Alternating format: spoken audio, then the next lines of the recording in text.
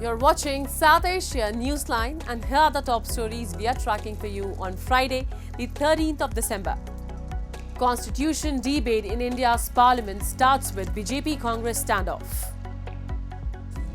Inflation hits Pakistanis, Karachi residents lament essentials out of reach. And Bangladesh court denies plea to advance hearing of arrested Hindu monk.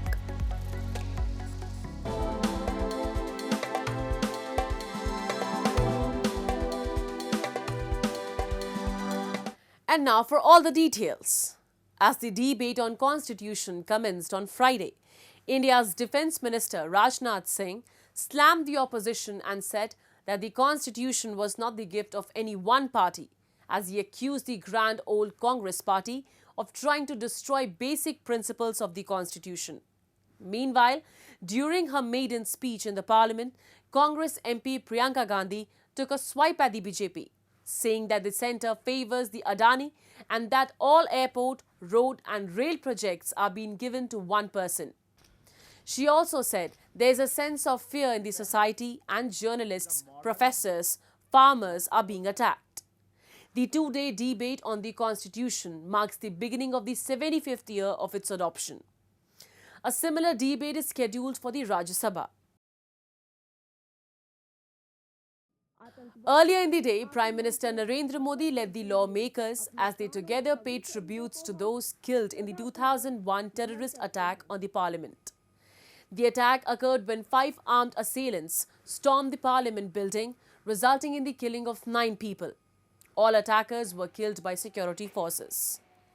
Indian authorities blamed Pakistan-based Lashkar-e-Taiba and Jaish-e-Mohammed terror groups for the attack, escalating tensions and leading to India-Pakistan standoff.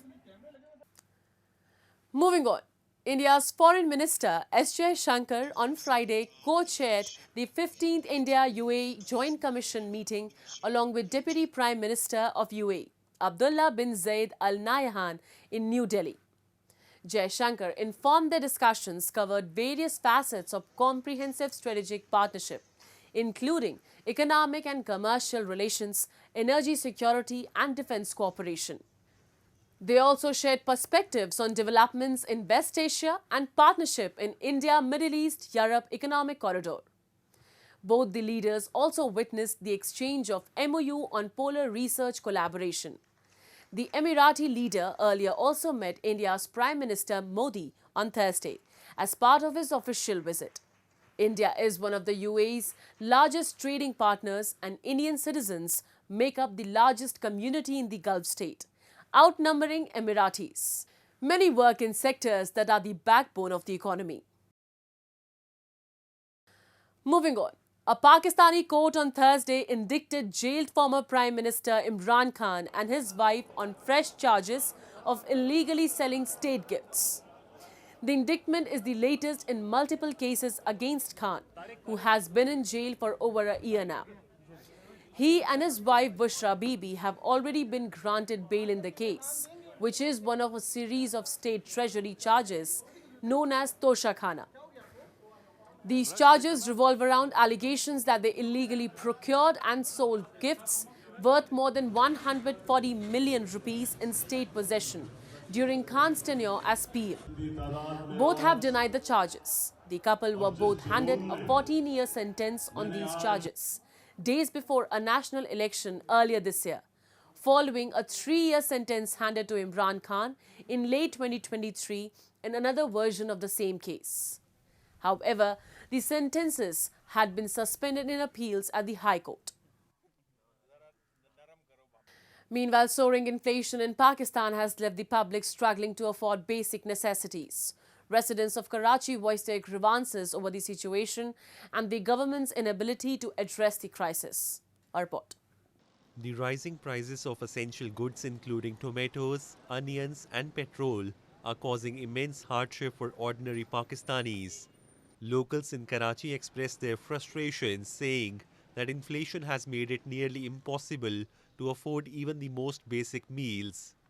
A resident highlighted that the price of breakfast alone costs as much as 500 rupees, leaving many families unable to make ends meet. Residents blame the frequent hikes in petrol prices for the inflation in food and household items, stating that the government is failing to regulate markets. ज़रूरियात ज़िंदगी की चीज़ टमाटर आलू प्याज इतना महंगा है, आवाम की पहुंच से बहुत दूर है और आवाम के लिए ख़रीदारी करना बहुत मुश्किल है। चीज़ों की कीमतों को कम होना चाहिए और लोगों को रिलीफ मिलना चाहिए, क्योंकि ये इस तरह महंगाई में मुसलसल इजाफा है, पेट्रोल की कीमतों में इजाफा हो रहा है, जिसकी वजह से लोगों को अपनी ज़रूरियात पूरी करने में बहुत मुश्किलात हो रही हैं। हुकूमत चेक नहीं करती, किसी को भी जो दिल चाहे जहाँ पे कोई भी चीज़ कोई रेट पे बिक रही है, कोई चेक करने वाला नहीं है, कोई पकड़ने वाला नहीं है, ना ही कोई ये पूछता है क्या रेट पे बेचते हो। पहले लिस्टें आती थी हर चीज़ की। Another resident expressed anger, saying that the government is more focused on business than on providing relief to the people. With inflation continuing to rise unchecked, people across the country are calling for urgent measures to provide relief. Moving on, the Taliban's continued imposition of strict interpretations of Islamic law and Afghan culture has resulted in unprecedented restrictions on women and girls, the UN envoy for the country warned on Thursday. Briefing ambassadors in the Security Council, Rosa Otunbayeva, the special envoy for Afghanistan, painted a grim picture of diminishing freedoms and growing humanitarian challenges. She said it is now approaching nearly 1,200 days without girls having access to formal education beyond 6th grade, and women and girls facing a progressive erasure from all walks of life. She further highlighted the recent decree barring women from attending medical institutes could further devastate the country's healthcare system, with deadly implications not only for women and girls but for men and boys as well. I have strongly urged the de facto authorities to reconsider, she added. A Bangladesh court on Wednesday rejected a plea to advance the hearing of jailed Hindu monk Chinmoy Krishnadas' bail petition in a sedition case, ruling that it would be heard as previously fixed on 2nd of January. Das, a former ISKCON leader, was arrested at the Dhaka airport in November on charges of disrespecting the country's flag.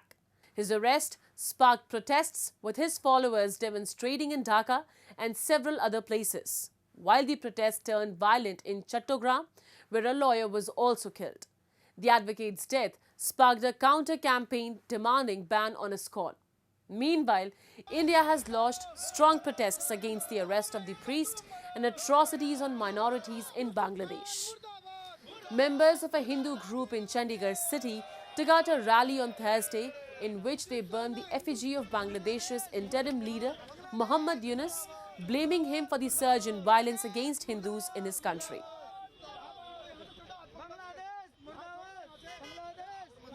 Narendra Modi ji हमारे प्रधानमंत्री जी हैं हिंदुस्तान के, उनसे भी appeal करते हैं कि जल्द से जल्द इस पर एक्शन लें कि वहाँ की जो जनता है, हमारे हिंदू भाई हैं, उनकी सुरक्षा का इंतजाम करें.